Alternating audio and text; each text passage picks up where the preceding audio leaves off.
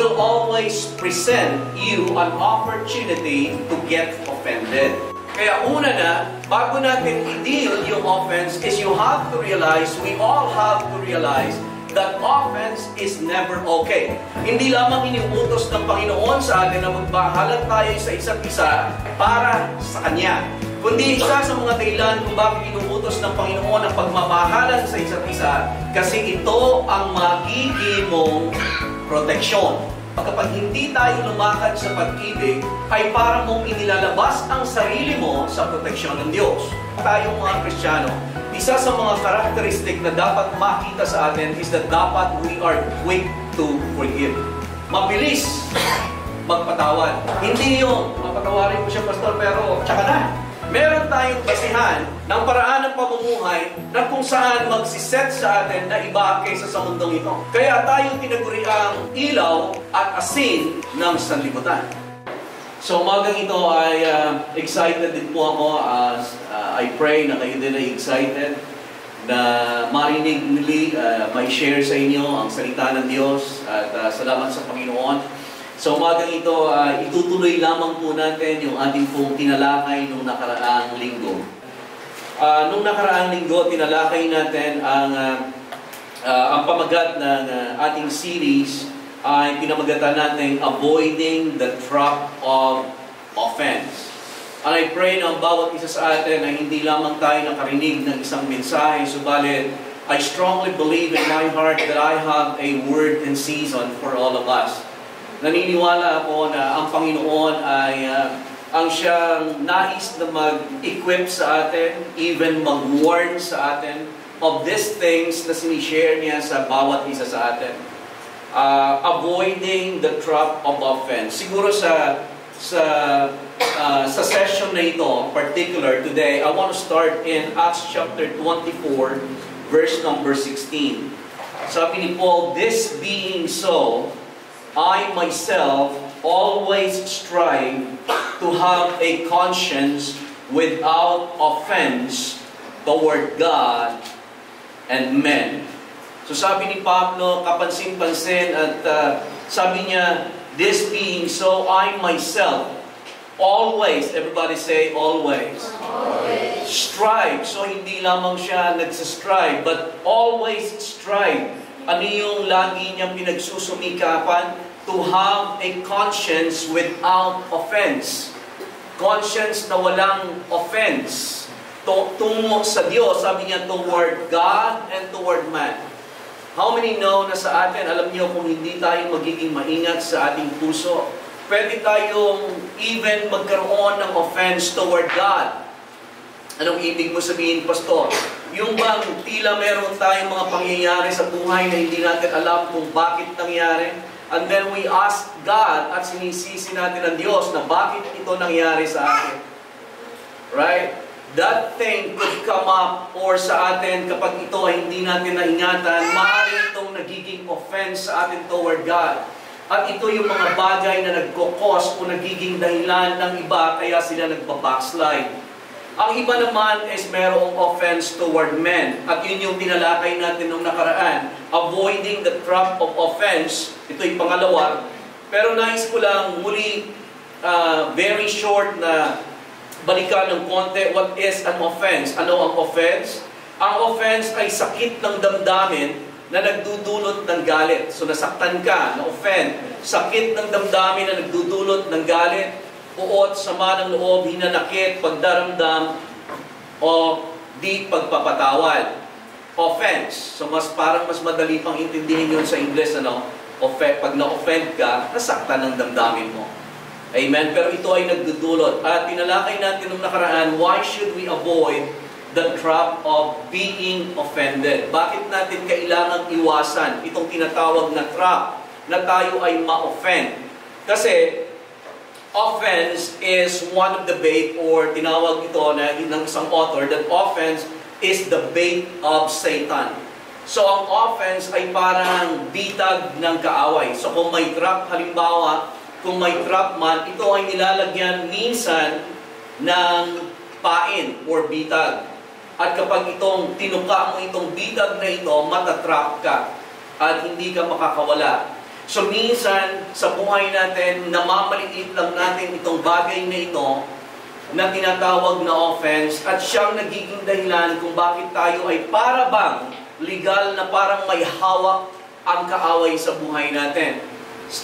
Kahit na ang Panginoong Jesus, with all His authority, ginawa niya sa krus sa Kalbaryo, pinalaya niya na tayo mula sa kamay ng kaaway.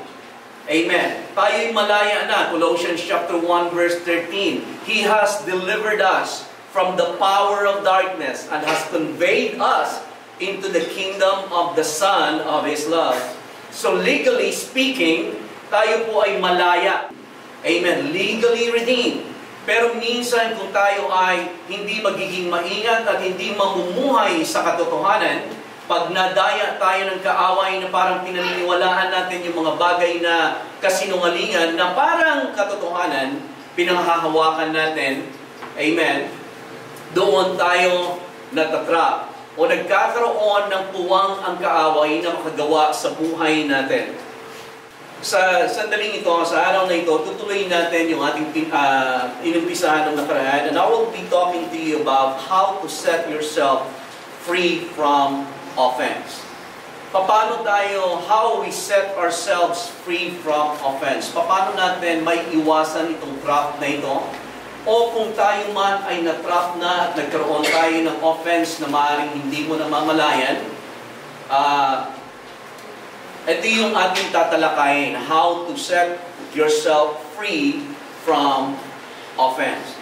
At sa session na ito, tatalakayin natin ang pinakamalaking bagay na sa tingin ko humahawak sa atin at isang bagay na parang kung hindi natin labis na o lubos na maunawaan ay yun yung magiging dahilan upang tayo ay magkaroon ng parang ang kaaway sa atin ay parang mayroong access sa atin, which is the word forgiveness.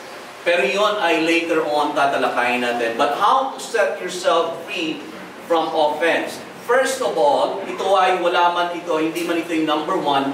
But first of all, nais kong idagdag para mapalaya natin ang ating mga sarili dito sa bitag ng offense na ito or trap of offense. Una sa lahat, dapat ma-recognize natin that harboring an offense is never okay. Ang pagkimkim ng sama ng loob o sakit ng damdamin na nagawa sa iyo ng kapwa ay never okay. So, ibig sabihin, you have to deal with it. Kahit na sabihin pa man natin na nasaktan ako, Pastor, I have all the right to be offended. Ang lahat ay nasa akin, karapatan ko ang magalit, magtanim ng sama ng loob. Alam niyo po ba na ganyan ang sasabihin sa atin ng laman? Kapag ikaw ay nasaktan o nagawan ka ng pagkakamali, ang sasabihin sa iyo ng laman is, you have all the right to get offended. You have all the right to get angry. You have all the right, amen, na hindi siya pansinin. Amen po ba? Narito pa po ba kayo? But being offended is never okay. Kasi ito ay isa sa mga bitag ng kaaway sa buhay natin. Kaya dapat ito siyang maiwasan at sabihin natin na ayaw ko niyan. Hindi ko papayagan sa buhay ko yan. Song of Solomon, sa Song of Songs rather, chapter 2 verse 15, may makikita tayong ganito. Ang sabi, catch us the foxes. Hulihin ninyo ang foxes. The little foxes, yung mga maliliit na fox. Sabihin nga po natin maliliit na fox. Catch us the foxes, the little foxes that spoil the vines. For our vines have tender grapes. Sa Israel, ang mga vines, o ang mga grapes rather, ay lumalaki sila at nagiging tumataas, malalaki ang kanilang vines. At sabi dito, hulihin daw yung little foxes. Because foxes have the tendency to destroy the vine. Ang mga fox ay sisirain nila kasi ang mga fox ay kumakain ng mga, ang gustong-gusto nilang kainin ay yung mga ubas. Pero ang problema nila sa Israel ay hindi yung mga malalaking fox. kundi yung mga maliliit na mga fox.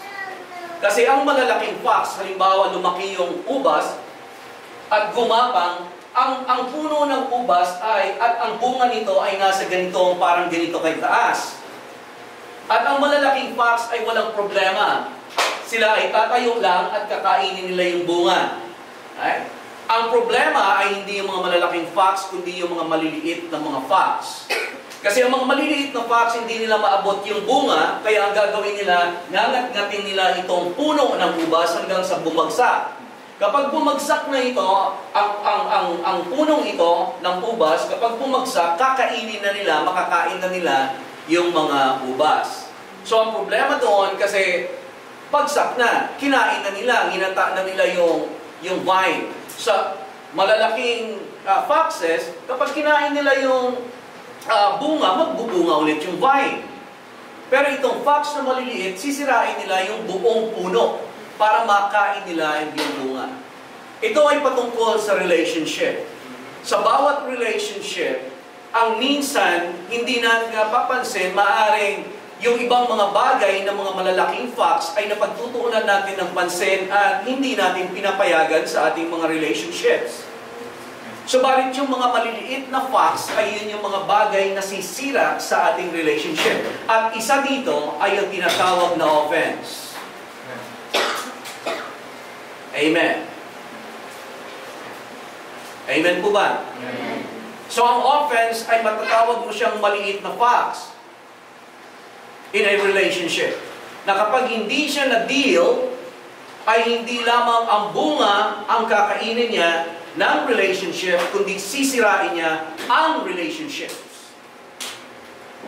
Kaya kailangan siya, kaya una na, bago natin i-deal yung offense, is you have to realize, we all have to realize, that offense is never okay.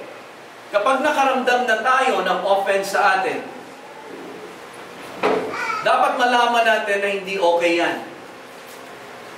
Amen. Kahit na meron kang pakiramdam sa sarili mo na meron kang right na saktan ako. Meron kang karapatan na magalit, meron kang karapatan na mag-retaliate, meron kang karapatan na gumanti, meron kang karapatan na magsalita ng laban sa kanila. Amen po ba?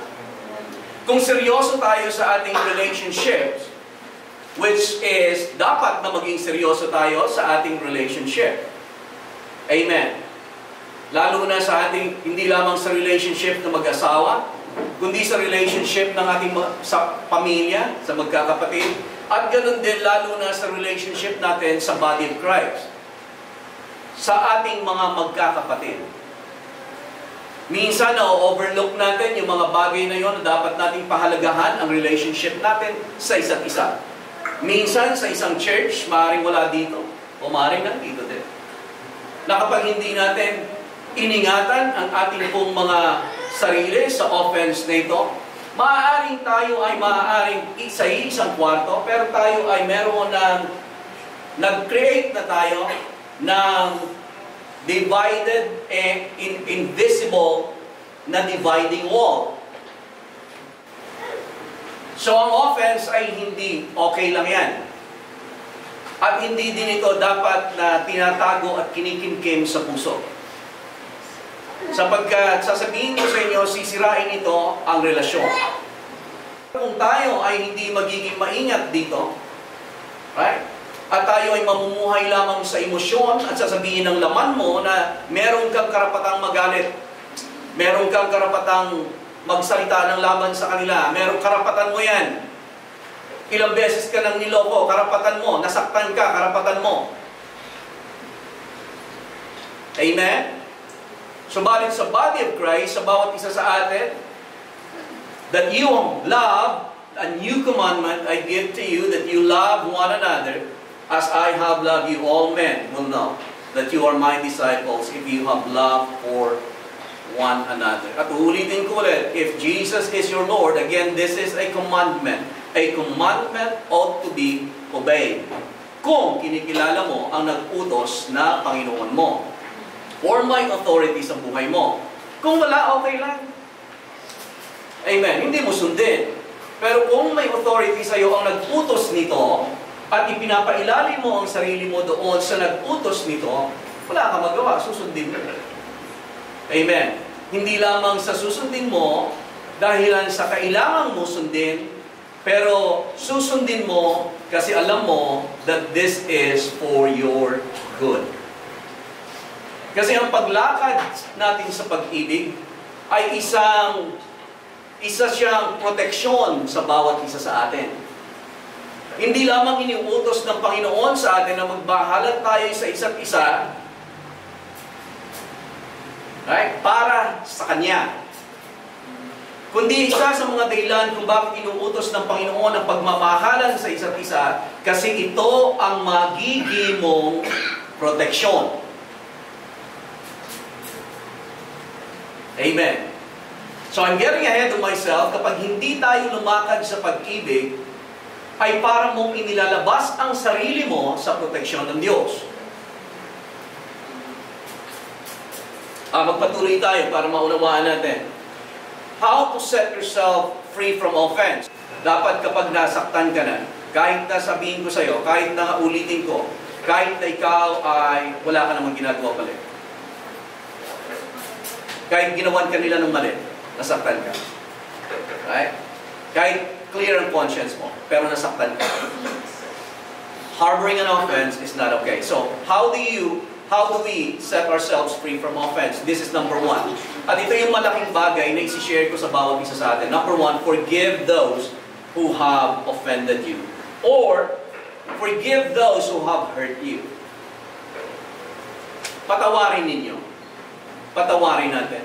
Dapat tayo ay mabilis na tayong mga lingkod ng Diyos, hindi lamang kahit hindi lingkod ng Diyos, hindi naglilingkod sa Diyos, kahit tayong mga Kristiyano, isa sa mga karakteristik na dapat makita sa atin is that dapat we are quick to forgive. Amen.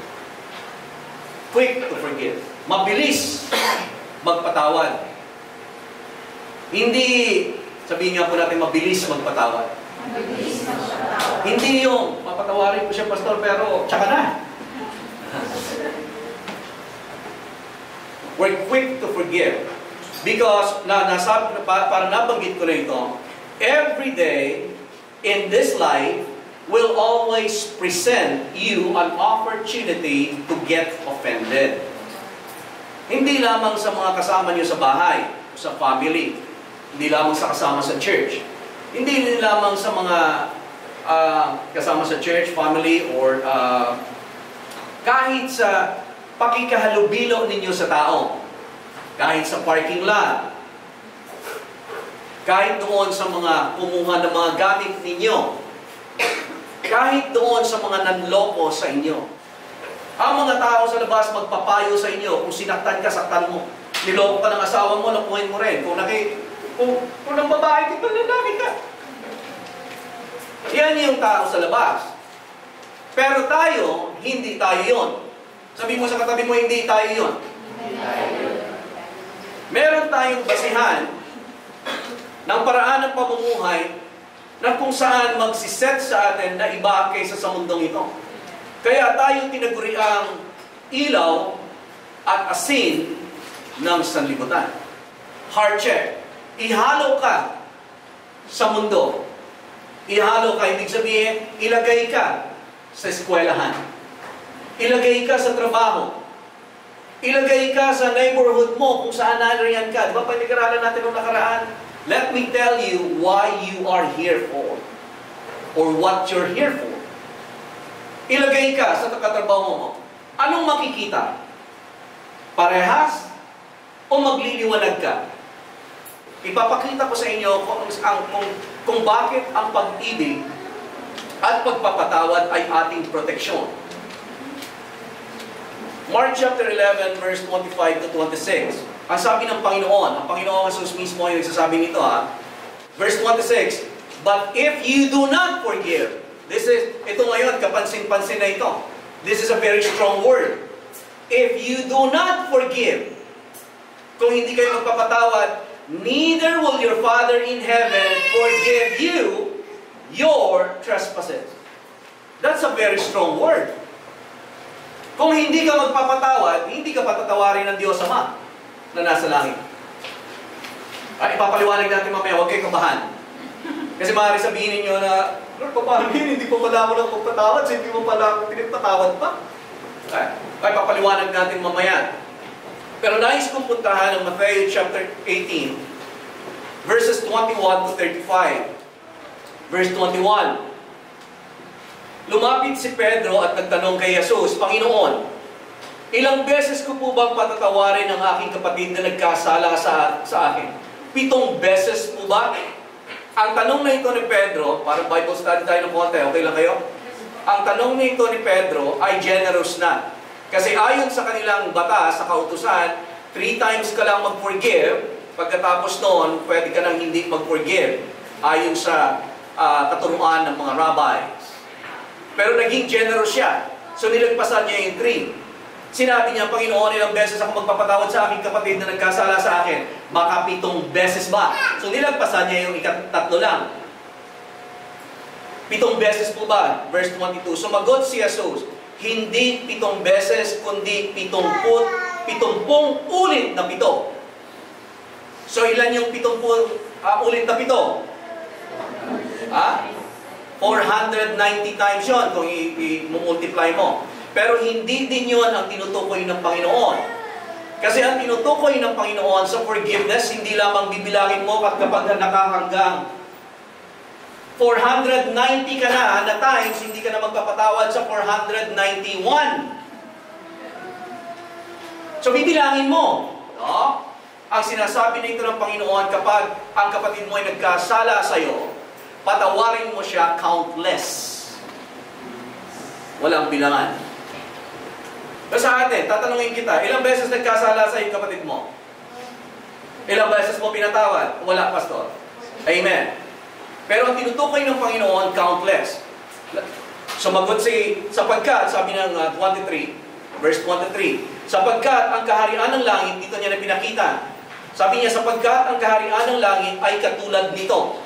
So lagi ang Panginoong Jesus ay nagpapakita ng mga parable. Upang ipakita, parable ay yung mga story sa pangkaraniwang buhay na makikita natin kung ano ang katulad ng kaharian ng Diyos. Kasi ang kaharian ng Diyos hindi mo makita. Pero laging nagbibigay ang Panginoon ng larawan, illustration, upang parable ang tawag, upang makita natin kung paano tayo dapat mamuhay sa kaharian ng Diyos. Sa kapamaraanan na maunawaan ng parang kahit na bata, sapagkat ang kaharian ng langit ay katulad nito, ipinasya ng isang hari na hinga ng ulat ang kanyang mga alipin tungkol sa kanilang mga utang. 24. Nang sinimulan niya magkwenta, dinala sa kanya ang isang lingkod na may utang na magkano? Milyon-milyong piso. So dito natin i-translate na lang sa madaling intindihin. Right? Milyon-milyong piso ang utang nitong alipin na ito. Dahil sa siya'y walang maibayad, inutos ng hari na ipagbili siya. Pagbili ninyo yan para mabayaran ang utang. Pati ang kanyang asawa at mga anak. Verse 26, lumuhod ang lingkod sa harapan ng hari at nagmakaawa. Sabi niya, bigyan po ninyo ako ng panahon at babayaran ko sa inyo ang lahat. As if. Kaya-kaya niya? Kaya, pansinin niyo yung ginawa ng Panginoon nung hari. Naawa sa kanya ang hari. Bakit naawa sa kanya ang hari? Kasi, hindi mo magagawa. So naawa na lang ang hari. Sabi niya, bigyan mo pa ako ng panahon. Babayaran ko ang lahat. Sana ang hari natuwa. Ayos basta bibigyan kita bayaran mo lahat. Naawa ang hari. Bakit naawa ang hari? Kasi sa totoo lang, hindi niya mababayaran ito. Kahit ibenta mo ang sarili mo, kahit ibenta mo ang asawa mo. Ay? Wala naman sa inyo magbibenta ng asawa niyo rito. Kahit ibenta mo ang mga anak mo. Right? At bigyan ka ng panahon. 10 taon. Hindi ka darating doon sa point na mababayaran mo ang utang mo. Wala kang kakayanan. Yan yung point. Amen. So kaya naawa sa kanya ang hari. Kasi alam ng hari na hindi niya kaya mabayaran ito kahit anong magsisikap pa niya. Kaya, ang ginawa ng hari, pinatawad siya ng hari. Kasi nakiusap siya. At pinatawad siya ng kanyang pagkakautang at pinalaya.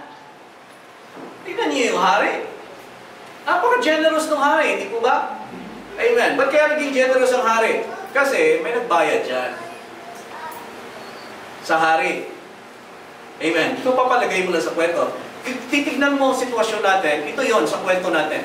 Ang kwento natin, hindi natin kailanman mapabayaran yung pagkakasala natin. Kailanman hindi. Pero si Jesus ang nagbayad para sa atin. Amen. Kaya ang ginawa sa atin ng Diyos, pinalaya tayo. Amen. Ang sunod, hindi pa tapos. Pinatawad siya sa kanyang pagkakautang at pinalaya. Verse 28. Ngunit, sabi natin ngunit, ngunit pagkaalis noon ay nakita niya ang isa niyang kapwa lingkod na may utang sa kanya ng ilang daang piso. Ilang daang piso. Ilang daang piso. Magkano ang utang niya na pinatawad sa kanya? Milyon-milyon. Nakita niya ito ang kapatid niya o kasama niya ang alipin na may utang sa kanyang ilang daang piso. Pagpalagay lang natin na sa pinakamataas na. Kasi ilang daan, 200 pwede. 300 pwede. 400 pwede. Ilang daan eh. Ipagpalagay na lang natin 900 doon sa pinakamataas. Amen. Kasi pagka 10 na, 1,000 na. So 900 pagpalagay. Sinakal niya ito. Sabay sabi, magbayad ka ng utang mo. Verse 29, lumuhod ito at magmakaawa sa kanya. Katulad ng ginawa niya sa hari. Bigyan mo pa ako ng panahon at babayaran kita. Katulad din ang sinabi niya. Ngunit, hindi siya pumayag. Iba ang ginawa niya kaysa sa ginawa ng kanyang hari. Parehas na nagmakaawa. Parehas na nagsabi, pero iba ang ginawa niya. Sa halip, sana. Diba logic? Parang, hello? Saan ka pa, nagkapag-isip-isip ka? Pinatawad ka na, singilin mo pa? Kaya ang nangyari, o sa halip, ito'y pinabilanggo niya hanggang sa makabayad. Verse 31, sumama ang loob ng ibang lingkod ng hari sa pangyayaring yon, kaya pumunta sila sa hari at nagsumbong. Verse 32, ipinatawad ng hari ang lingkod na yon. Napakasama mo, sabi niya. Pinatawad kita sa utang mo sapagkat nagmakaawa ka sa akin. 33, naawa ako sa iyo. Hindi ba dapat ka rin sanang mahabag sa kapwa mo? At sa galit ng hari, pansinin ninyo ito, siya ay pinabalago hanggang sa mabayaran ng buo ang kanyang utang. Ito yung sinasabi ng Matthew chapter 11, or rather Mark chapter 11, verse 25. And whenever you stand praying, if you have anything against anyone, forgive him. For if you do not forgive, halimbawa, hindi mo pinatawad ang nagkasala sa iyo, hindi ka rin patatawarin ng iyong ama sa langit. Sounds familiar? Dito sa kwento? Familiar, hindi po ba? At sa galit ng hari, siya ay pinabilanggo hanggang sa mabayaran ng buo ang kanyang utang. Verse 35, gayon din ang gagawin sa inyo ng aking Ama na nasa langit kung hindi ninyo taus-pusong patatawarin ang inyong kapatid. Aray ko. Iba sa inyo kinakabahan na. Baka hindi kayo nakapagpatawad ng buong puso, at ngayon hindi pa rin kayo pinapatawad ng Diyos.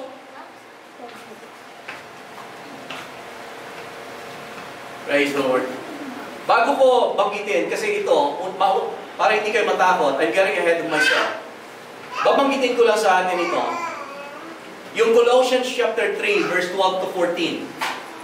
Colossians 3, 12 to 14. Ang sabi dito, therefore, as the elect of God, holy and beloved.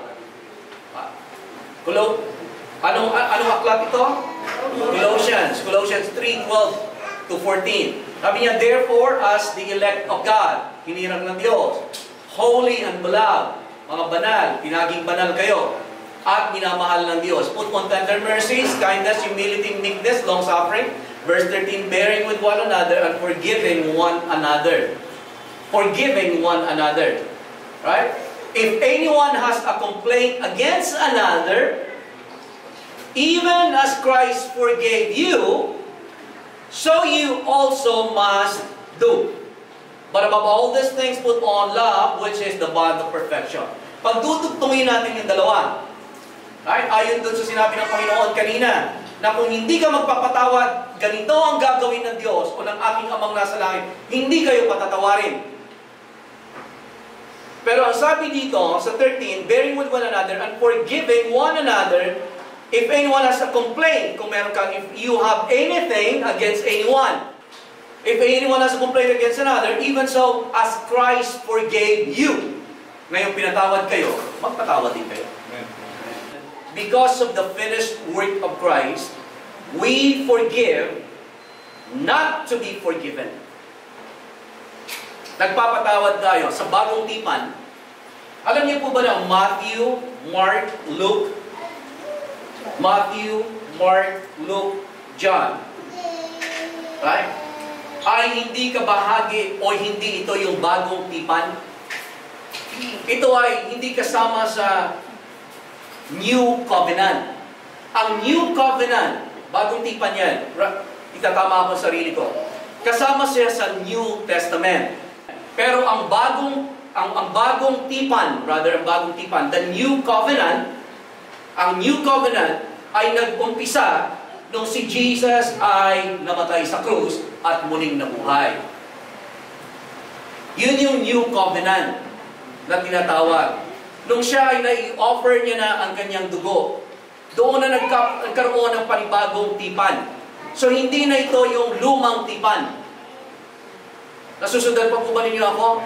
Ito yung bagong tipan. At ang bagong tipan ay nagkumpisa nung si Jesus namatay sa krus, pinagbayaran niya ang ating kasalanan at siya ay umakyat sa langit. Pinatawad ng Diyos ang ating mga kasalanan base sa sacrifice ni Jesus on the cross. Under the New Covenant, because of the finished work of Christ, we forgive, nagpapatawad tayo hindi upang patawarin. Nagpapatawad tayo upang nagpapatawad tayo dahil sa tayo ay pinatawad na ng Panginoon sa pamamagitan ni Kristo Jesus. Amen. Kayo po ba'y pinatawad na? Paano kayo pinatawad ng Diyos? Hinintay ba niya na patawarin muna ninyo ang lahat ng mga kasalanan ninyo bago kayo pinatawad ng Diyos? Pinatawad tayo ng Panginoong Jesus sa ating mga kasalanan nung tanggapin natin si Jesus bilang ating Panginoon at Tagapagligtas.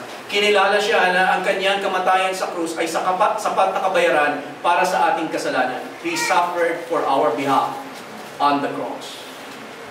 At nung tayo ay pinatawad ng Diyos, tinanggap natin ang Panginoong Jesus sa ating buhay bilang Panginoon at Tagapagligtas, dineclare tayo ng Diyos that we are the righteousness of God in Christ. Amen. Hinugasan ng mapulang dugo tayo. Sa pamamagitan ng ginawa ni Jesus sa krus, hindi sa pamamagitan ng ginawa mo.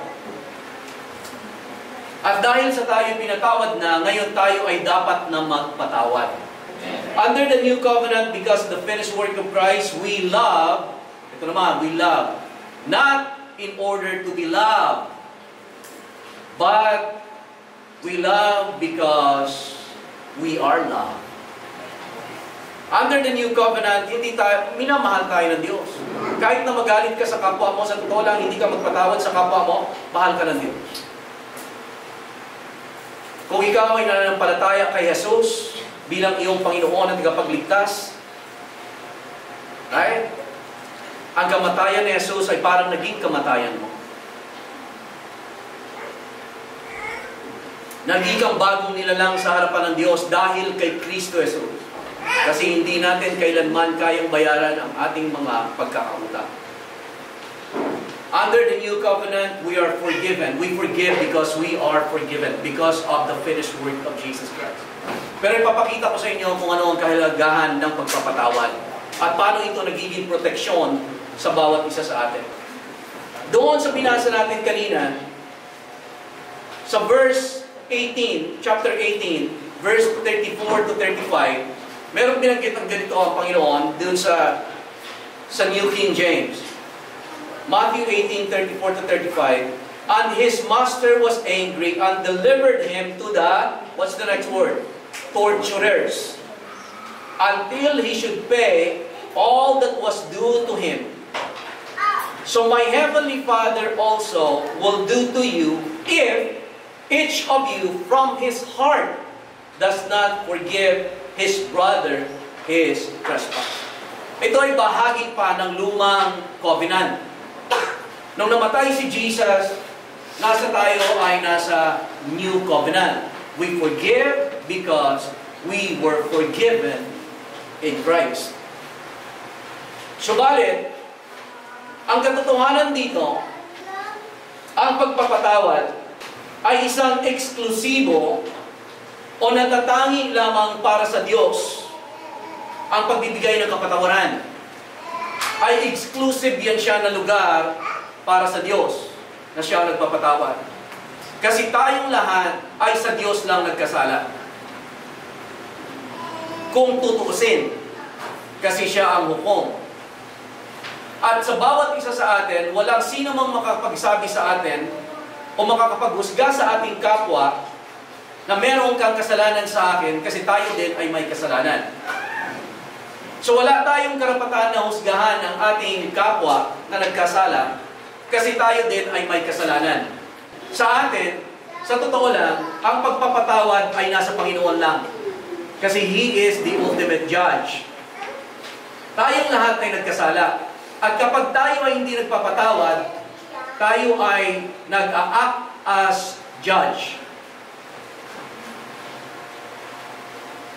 Ang pagpapatawad ay eksklusibo. Posisyon ito na exclusive lamang, natatangi para sa Diyos bilang He is the ultimate creator and judge. Siya ang dapat na nagpapatawad. At kung paano tayo pinatawad, dapat ganon din tayo nagpapatawad. Amen. Narito pa po ba kayo? Kapag hindi tayo nagpatawad, katulad ng Matthew chapter 8:34, binasa natin kanina, 8:34-35. So my heavenly Father also will do to you, sabi 34, and his master was angry and delivered him to the torturer. Sabihin nga po natin yung torturer. Torture. Until he should pay all that was due to him.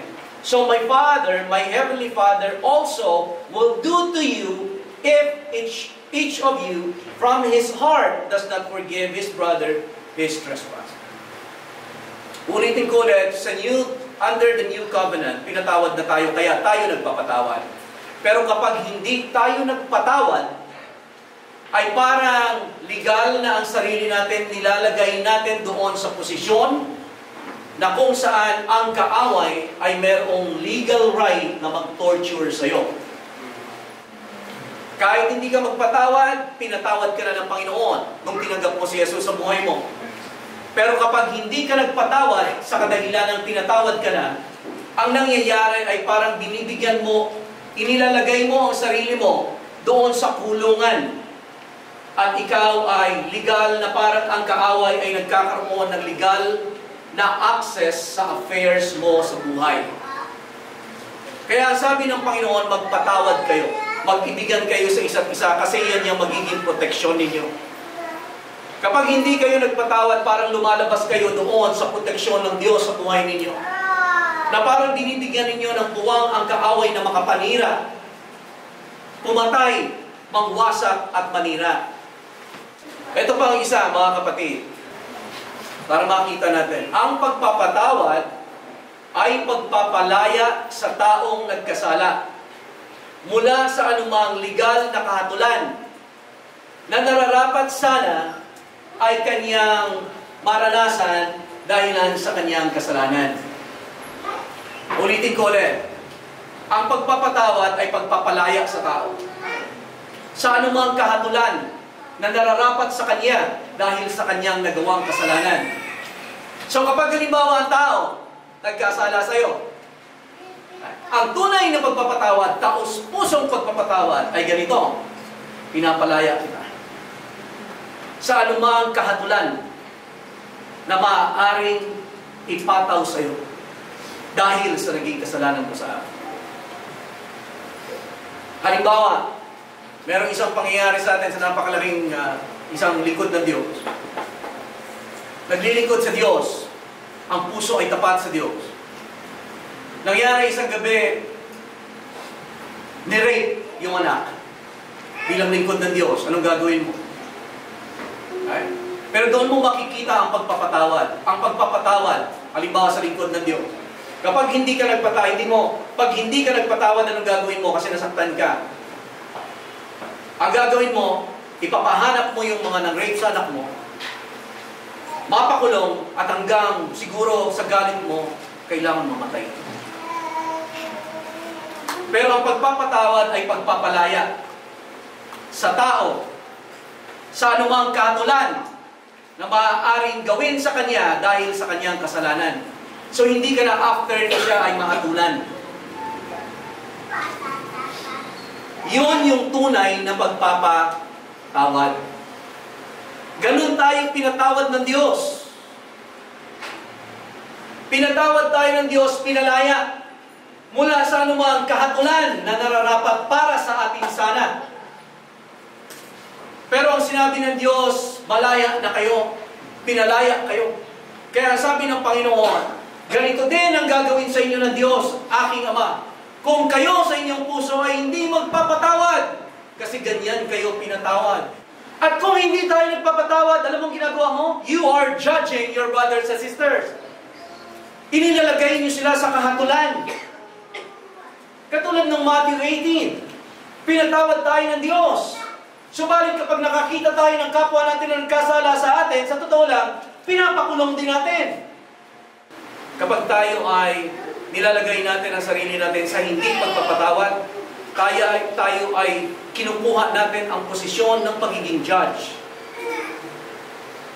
At tayo yung nagbibigay ng hatol doon sa tao. Samantala, tayo din naman ay hindi hinatulan, kundi binigyan tayo ng kapatawaran at pinalaya. So dapat, kaya sabi ng Panginoon, forgive, even as God in Christ forgave you.